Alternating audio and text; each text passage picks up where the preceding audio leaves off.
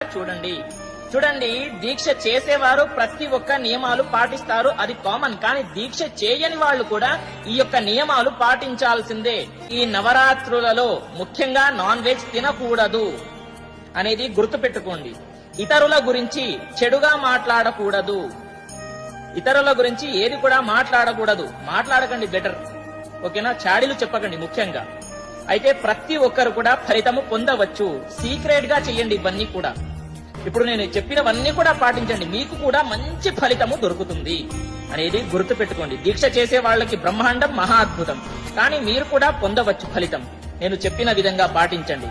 మరియు ప్రతి రోజు కూడా లలితా సహస్రనామాలు చదువుకోండి.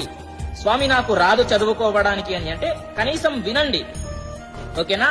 తరువాత ఒక మంత్రం ఉందండి, దీక్ష చేసే వాళ్ళకి కూడా దీక్ష చేయని వాళ్ళకి కూడా, ఓకేనా? ఈ యొక్క మంత్రాన్ని ప్రతిరోజు స్నానం